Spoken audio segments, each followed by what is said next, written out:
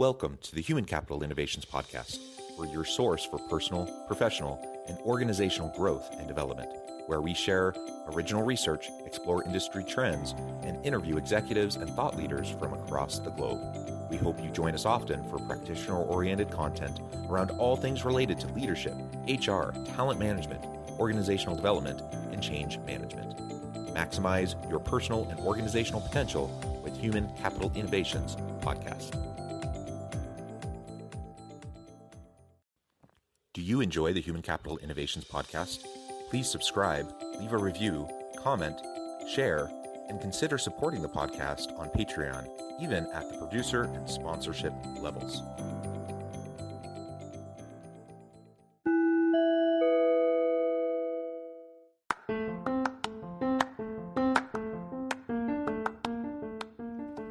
Welcome to the Human Capital Innovations Podcast. In this HCI Podcast episode, I talk with Ted May about the importance of executive presence and overcoming presentation panic.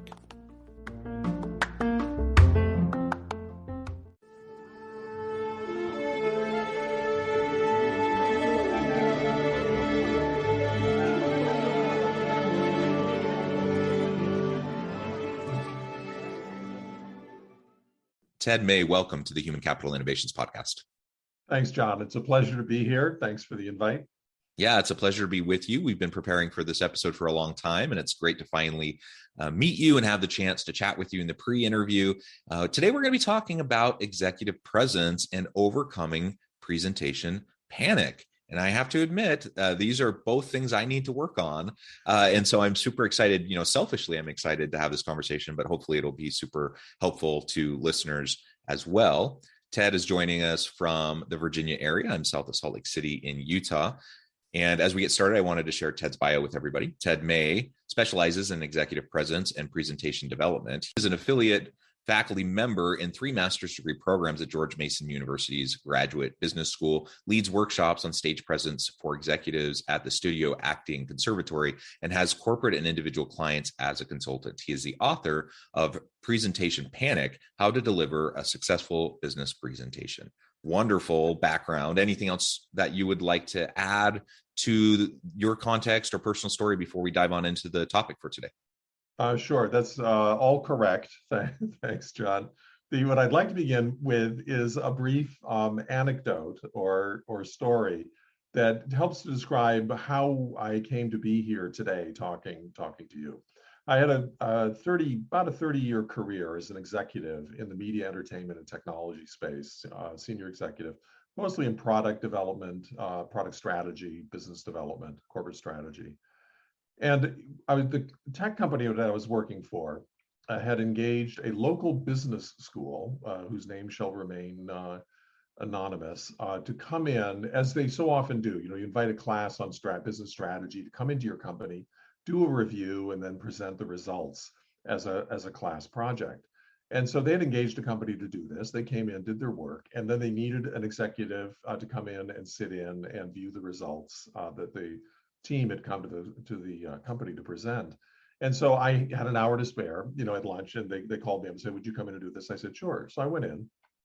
I've had plenty of interns, MBA interns before working for me, so it was all very familiar. But that day, for whatever reason, when I sat and watched the presentation, I was somewhere between shocked and appalled by what I was witnessing. Because these were, obviously capable, well-intentioned, earnest students who had done, pretty much what you would expect, in terms of the analysis. It was all correct, but standing up and making about every mistake you can imagine in their presentation to undermine all the good work that they had done. And I just thought, how can this be? Here's an MBA program sending students out into the world, representing the school and their educational curriculum, and letting them just make all these obvious and really devastating mistakes. And at the time I thought, you know what, I should just invite them to, I said, look, if you can hang around for half an hour after this presentation, just give me half an hour. I could help you so much to correct just a lot of basic things you're doing wrong. I didn't do that. I regretted it, but I immediately called HR after the meeting and I said, you know what, get me a room, order lunch, send out an invite to everybody in the company and say, I'm going to run a workshop on how to deliver a killer business presentation. And 50 people signed up for for that opportunity. And the lunch wasn't that good. So it was actually the topic that I was overwhelmed by what a need there was and what a hunger there was for this. And I went on to do this a couple of times in the company for different divisions, sales, all different functions. And then as I came out of that, I thought this is a really broad need in the industry that isn't being addressed. Somehow we're missing it, and we're whiffing on the pitch here and not really doing a good job of preparing not just business students, but our own managers in the companies that we work for to fulfill on what's essentially one of the most important skills you can have in business, which is the ability to stand up in front of your peers or your colleagues or senior management or the investment community or the board of directors, whatever, and tell them what it is you're doing, and giving them your analysis and your recommendations. And so I thought, why is this? Why is this something that we've been doing for thousands of years in business, but we're so bad at it? How can that be? After thousands of years of delivering business presentations every day, every week, why is it we're still so bad? So that got me thinking. And I dug deep back into my own experience, which began in the performing arts in New York City. I was a professional actor for several years before going to business school and jumping over to the business side, initially the entertainment industry with CBS television network. And I thought back, and that there's a whole body of knowledge in the performing arts that governs the rules of live performance that we're not incorporating into our thinking and our training on the business side that would be enormously valuable and really help a lot of people, in the industry. And I'll close with just the comment I get most often from those that I work with, whether they're business students or whether they're executives in companies and training programs. The comment I hear most often is, boy, I wish someone had told me this 20 years ago. And that really resonates. And I go, well, why didn't somebody tell you this 20 years ago? What is it that we're missing that we're not doing here? So that's how I started. First with presentation skills, principles of live performance as they relate to the business presentation. And that led me into this whole idea of executive presence and the importance of what it means to be present as an executive in a company and optimize your influence and your effectiveness as an executive. Yeah, so I love that. That's a lot of a download, but go ahead. Yeah, no, thank you for that background and that context. And I'm thinking about this MBA team that came into your business and you sat through their presentation. I mean, the way you were describing it sounds like content-wise, they were great. Like they covered their bases. They did everything they needed to. They had good content. They had good analysis, but they just really botched the presentation side. So whatever message they were trying to convey was undermined by presentation faux pas and other mistakes that just undermine their credibility. And ultimately people in the audience weren't able to receive, the good work that they had done. That's what I'm hearing. Is that accurate? That is exactly right. And there's such simple things at the end of the day that can really help you and help you be successful and make your presentation be successful. But if you don't know what those are, you are severely disadvantaged. Yeah, I was reflecting back to when I was going through my master's program. And as I think back, even at the time, I thought there were two classes. Out of all the classes I took, there were two that were really the most important and impactful. This was, close to 20 years ago. And even now, as I reflect on it, I'm thinking the two one was like basically a data analytics class, hugely important. The other one was a business writing and presentations class. Just how do you communicate effectively through the written word, through oral presentations and a variety of different types of presentations. Now I am not I'm an introvert. I'm not like a flamboyant, outgoing kind of a person. So I've never considered myself to be like a tremendous presenter, but, I've worked really hard over the years to try to improve my presentation skills to get to the point where I'm competent.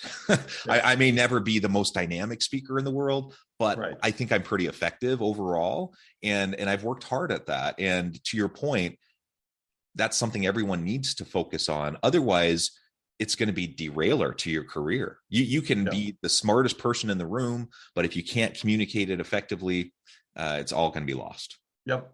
And there are a couple of big ideas in what you just said. One, I think, begins with the business school curriculum has tended to focus, not exclusively, but heavily weighted towards decision-making skills, teaching us how to make good decisions using data analytics, data-based, information-based, logic-based decision-making. But decisions don't implement themselves. The second half is implementation, right? We need decision-making skills and we need implementation. As soon as you cross over, which comes through influence, right? Yes, yeah.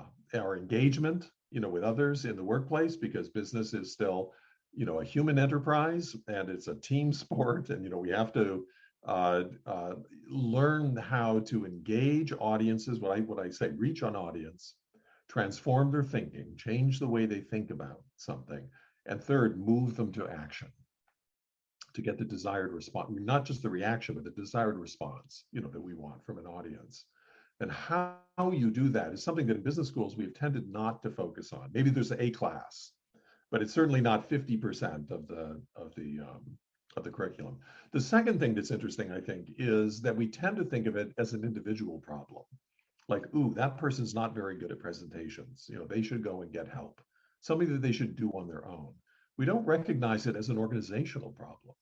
Because what I like to say is the people who suffer the most in a bad presentation are not the presenter, who's fumbling around and scrambling around. It's the audience. People, the 20, 30 people in an audience who are giving up an hour of their lives to sit and listen to a bad presentation. And that can cost a company real money. It's the Groundhog Day effect of having the same meeting over and over again. You're sitting there going, wait a minute, we've already done this. We've already talked about this and decided it. But the meeting was so badly run and the presentation was so poor that it, did not yield the results that we wanted. So we go back and do it again and again.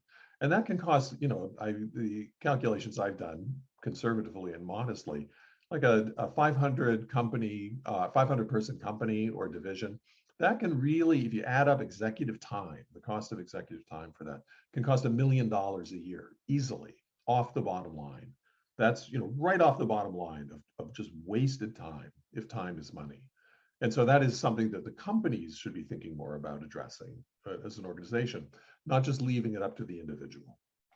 Yeah. And you mentioned a few minutes ago, when professionals will say, I wish someone would have told me this 20 years ago.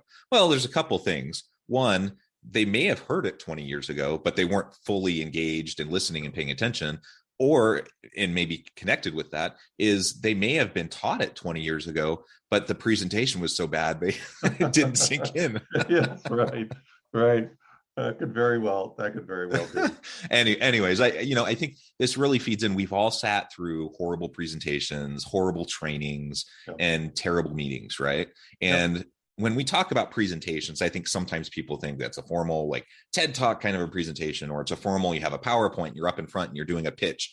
Certainly those are presentations, but running a meeting effectively, just having conversations with people in an effective way in those meetings, doing training sessions, like all these are presentations, right? And we need to learn how to do them better so we're not wasting people's time, so we can actually help people get the information that they need to make good decisions, and so that people can actually develop skills and capabilities. And if we're not effective in any of the presentation efforts that we're making, to your point, it's an organization problem. You're going to be wasting tons of time, tons of resources.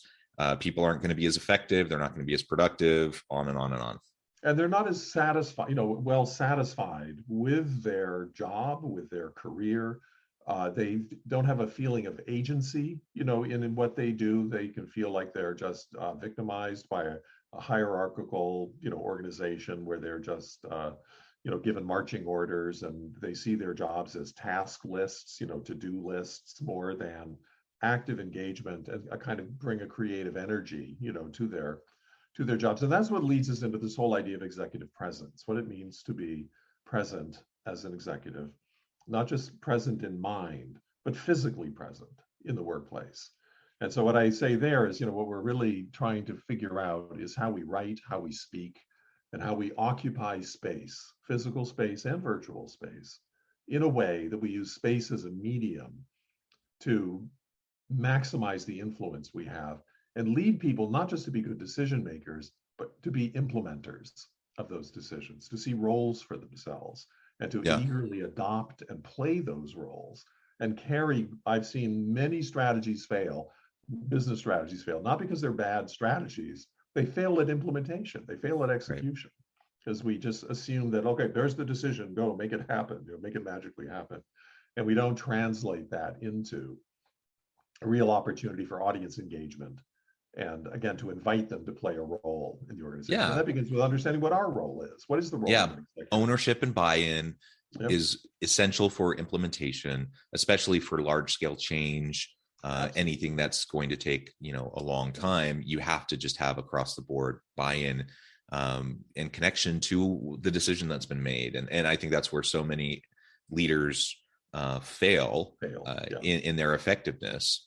Now, you just started to segue into executive presence, and that's really a hugely important topic. And maybe to just start it off, I wanted to share my very first thought as I was preparing for this episode, and I was looking over materials you had sent me in preparation. My very first thought is, when I've worked with executive clients in coaching or in some board meetings I've been a part of where executive presence has come up. And so my initial gut reaction bias is to say, the discussion around executive presence sometimes in my experience has gone off the rails a bit. So let me explain where that's coming from in some of my experience. And you can kind of correct what you mean by executive presence, because what you've already said seems to be quite different from what I've heard and how it's been brought up in context before.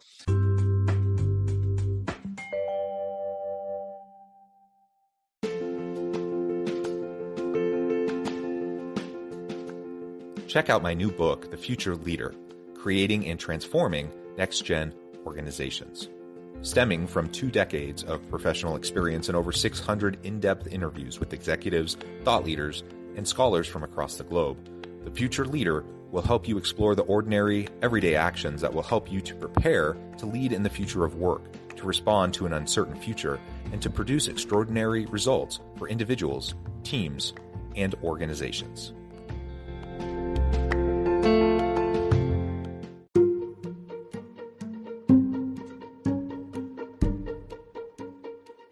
Welcome to the Human Capital Innovations Academy, courses, micro-credentials, and certificates to upskill and reskill for the future of work. All HCI Academy courses, micro-credentials, and certificates are designed, developed, and delivered by award-winning and internationally renowned scholars, educators, thought leaders, executives, and practitioners.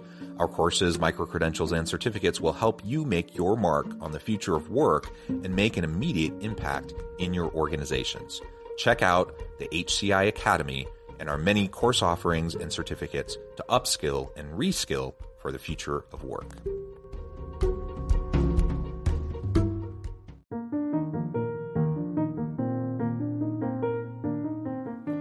Check out our new weekly LinkedIn newsletter, Alchemizing Human Capital, exploring industry trends via original research and interviews with executives and thought leaders from across the globe. We look forward to having you join us.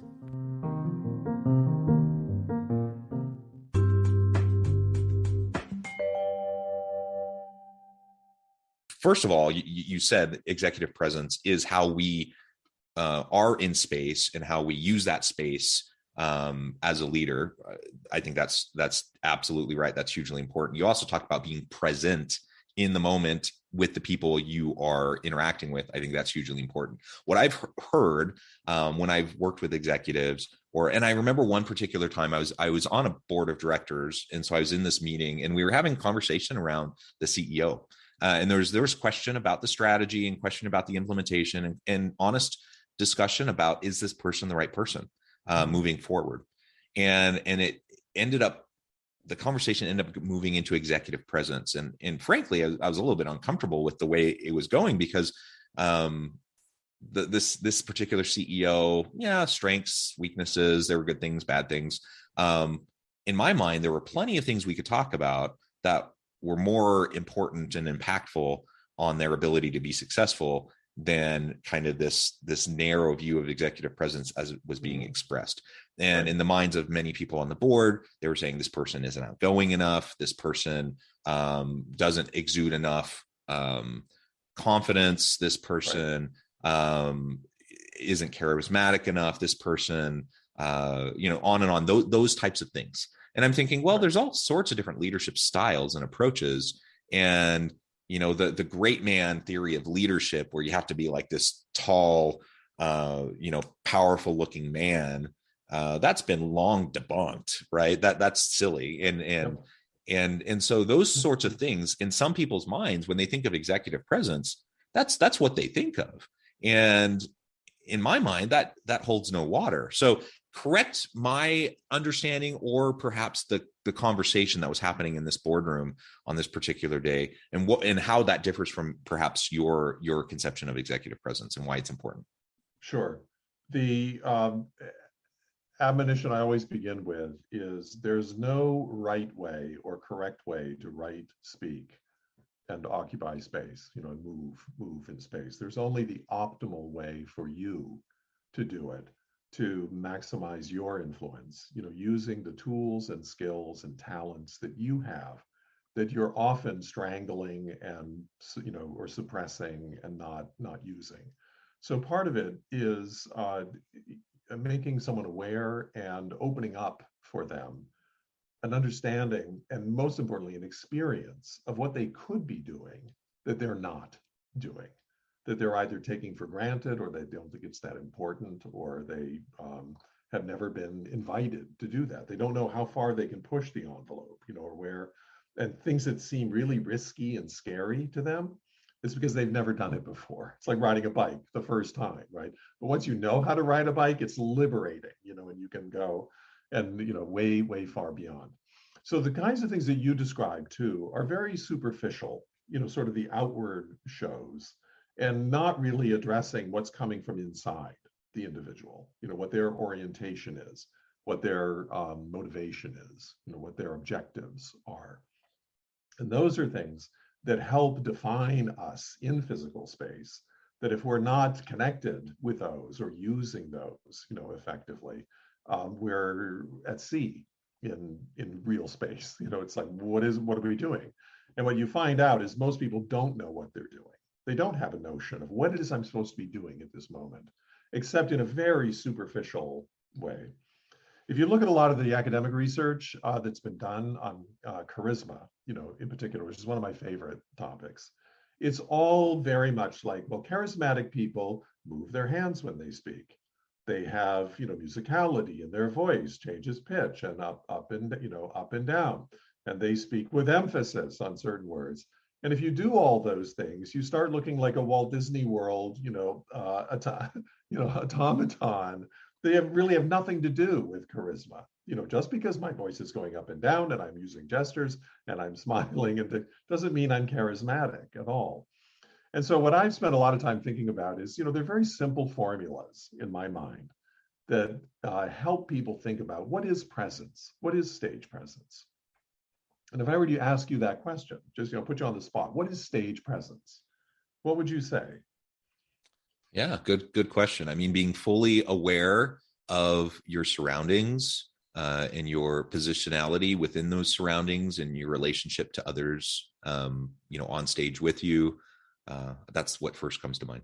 Good. So that's good. And just the fact that you had to hesitate for a minute and think about it is indicative, that we don't spend a lot of time thinking about this. Or those people who seem to have it naturally, we assume that, it's just something you're born with, and you either have it or you don't, instead of, no, this is actually something that you can do and you can improve. And then also the wide variety, when I graph the answers that I get to the surveys that I do on these questions, they are all over the place, in terms of people's answers. So if you talk about presence for a second, stage presence in particular, what I recommend is you hit it on the nail in your first part of your answer, which is position. Your position in the room. Where are you positioned, in the space that you occupy? So right now we're on camera, right? What is our position in the camera? And so many people, when they're, in an online space or doing, their positions, are all over the place. And so what does front and center mean? In whatever downstage, front and center, what does that mean? The second is orientation. Where is your orientation? So I'm well positioned, but if my orientation is, down here or over here, or I'm just looking, over here, your orientation always has to be to the audience. Whoever your audience is, wherever your audience is, the orientation, your eyes, where you're looking, your voice is really targeted in, one particular direction. And the third is charisma, is bring a little charisma. So if I would then ask you the same question, what's charisma? What is charisma? Yeah, and that's also a good question. I mean, for me, it's a matter of being authentic and having a measure. How do you be authentic? How do you be authentic? Well, so when you were describing the automaton thing a minute ago, I was actually thinking, I was actually going back in time to this presentations class I did in my master's program 2 decades ago. And I remember one presentation because it was just so robotic, that the person who, bless his soul, was trying really, really hard to implement all the things that we were being taught. But it was super robotic to the point where he literally had timed out when he was moving his hands and when he took steps and turned to different parts of the audience, and it was so fake, right? That it was just off-putting and everyone was uncomfortable. And so when I say authentic, I guess the first thing I think of is, if I'm the type of person that's super flamboyant and always talking like this with my hands, then okay, then talk with your hands like that. But if that's not how I normally am, I don't need to try to be that flamboyant, right? I can do measured movements and I can do things that will add emphasis and attention to what I'm trying to get across, but without having to, play some fake role that likely it won't be able to sustain. So that's kind of what comes to mind for me. So all of that is good and good thinking and good experience. If you look out at all the literature, and all the online articles that are published and everything, what I call the top 10 tips, all these things, they're always filled with things like be empathetic, be authentic, engage your audience. And so where I pick all that up is, okay, how do you do that? What does that mean? How do you translate that into actual skills that people can do to help to put them in touch with those kinds of experiences that you're trying to do? And to your point, it's not always just a scripted, now do this, make this gesture, smile here, do that. It's a much deeper and more, profound motivation of who am I? What do I want, for this audience or for this organization, or, and then why is that a good thing? Knowing why what I want is a good thing, not just for me personally, for my career, but why it's a good thing for everybody in the audience.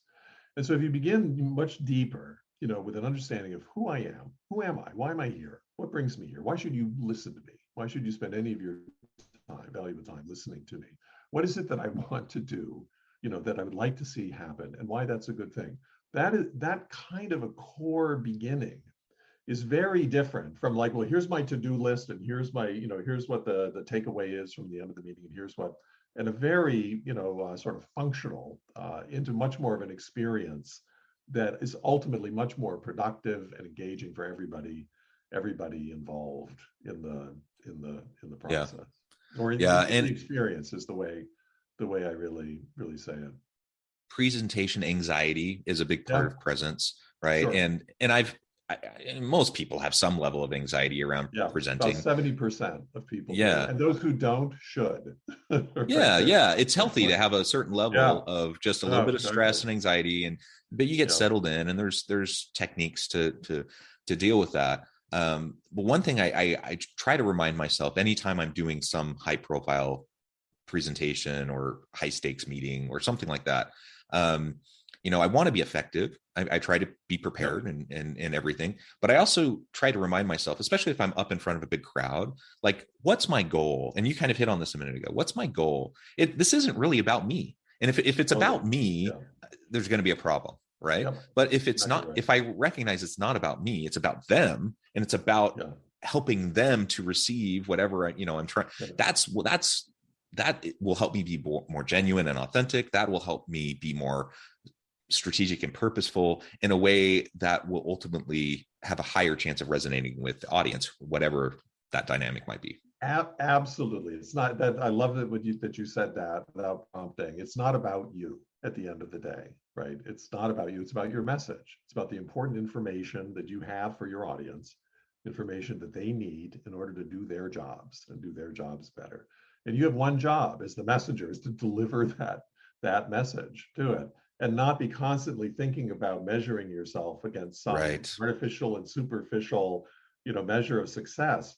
The measures for success in a presentation in particular are very much like advertising. Are you making a strong impression? Number one, are you just so small and so, understated in your presentation? Are you making an impression? Reach? Are you reaching everybody in the audience? Everybody in the audience? And frequency, right? We need to hear things more than once in order to, if you want retention, if you want the audience to remember what you said, you have to make the point more than once. So strong impression, reach, and frequency. And if you can come off the stage and go, okay, I did that, right? I made loud and clear as I could possible. I reached everybody in the audience and I delivered the key points more than once or twice. You've done as much as you can do, right? You did your job, and then you do it again if you need to, but otherwise. But let me before we run out of time, let me just get back to the idea of presence, for example, and think about it this way. Executives think that they have an open door policy, right? I'm available. My door is always open. That's their idea of being available and present in the workplace. But their idea of an open door policy is one way. People come into my office, and I will talk to them, and that's it. Executive presence begins with flipping that around. It's the minute you walk out of your office, out your door, into the workplace, and are seen, are heard, listening to other people, engaging with other people, sharing space and experiences with other people. That's where executive presence begins. Outside the office, not inside the office, and just saying, well, my door is always open to the person who's brave enough to walk, to walk in to my office and maybe grab a couple of seconds with me. So where I pick it up is when you walk out the door of your office onto the floor, whether it's a shop floor, wherever you're going, what is it that you're doing? What is it that that you need to do in order to be seen, to be heard, to be recognized, to be acknowledged, to be valued as a leader, as an executive in physical space? Because we think about, being present in the moment. I want people to be physically present. Okay, the last thing I want to touch on is authenticity that you brought up. Because what I would like to help executives find is their role as a professional and what it means to be authentically professional, and to have that be a part of the authentic you. In modern culture, we make a false equivalency between authenticity and the casual. And this idea that the more casual and relaxed we are, the more authentic we are. And my, pitch is, but that's not our role as executives, as, bias for action, getting things done. And there is a sense of what it is you do as a professional and that you're called to do as a professional in any workplace that can be every bit as authentic and every bit as authentically you, if you're doing it the way you do it and, do it the best way that you can. That has nothing to do with being relaxed and casual and, laid back and all of those things that we think somehow we're being more casual. The more sort of vague and relaxed and, imprecise than we are. So what I'm trying to do is help executives, especially early career and mid-career executives who are trying to move up, and get closer to the C-suite, help them sharpen, what it is they do and realize that they have skills available to them, and things that they can do and have the experience of what it means to be that way. And that's what they go like, oh my God, that feels so good. Why can't I do that more? So that's what we're all about. Wonderful, Ted. This has just been a fascinating conversation. Thank you so much for your time and for all of your wisdom and insights.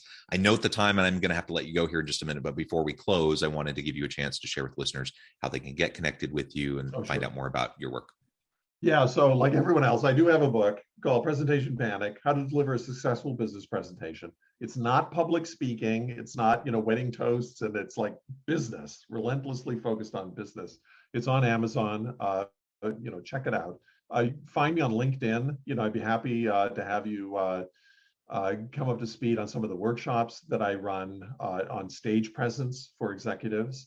And I've served corporate clients, so find me on LinkedIn and reached out. And I publish articles through Forbes, Coaches Council on executive presence, and I've published a lot of articles on CIO.com as well, Chief Information Officer magazine, because I love the tech space and I love working with technologists. Perfect. Thank you, Ted. It has been a real pleasure. I encourage listeners to reach out, get connected, find out more about what Ted can do for you. Check out the book. And as always, I hope everyone can stay healthy and safe, that you can find meaning and purpose at work each and every day. And I hope you all have a great week.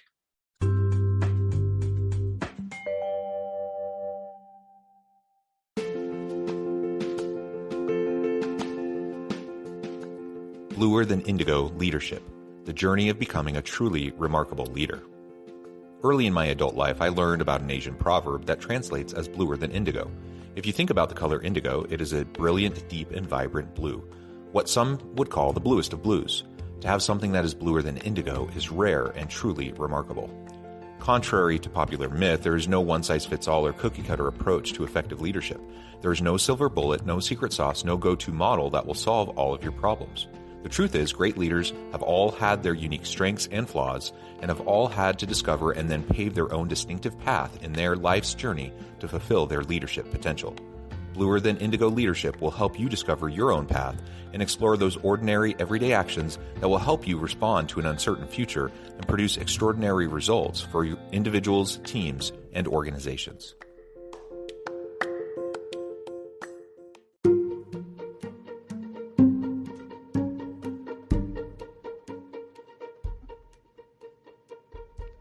Check out Human Capital Innovations magazine, Human Capital Leadership. Human Capital Leadership is a free, interactive e-magazine with the mission to help individuals, leaders, and organizations find innovative approaches to maximize their human capital potential. We publish issues quarterly in August, November, February, and May. Take a look at the latest issue and let us know what you think.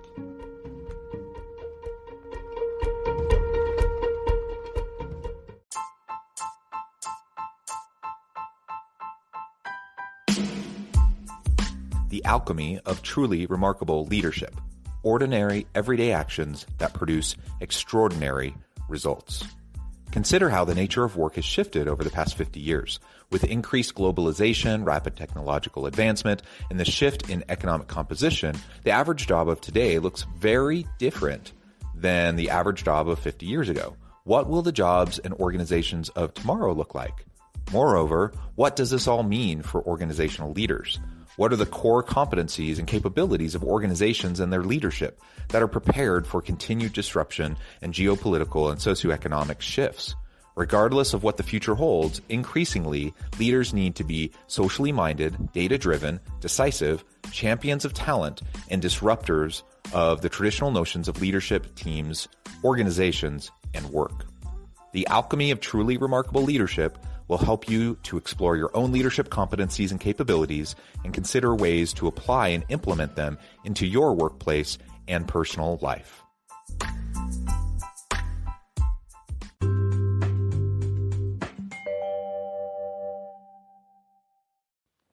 Do you enjoy the Human Capital Innovations podcast? Please subscribe, leave a review, comment, share, and consider supporting the podcast on Patreon, even at the producer and sponsorship levels. Thanks again for joining us for this episode of the Human Capital Innovations podcast. I hope you stay healthy and safe and that you have a great week.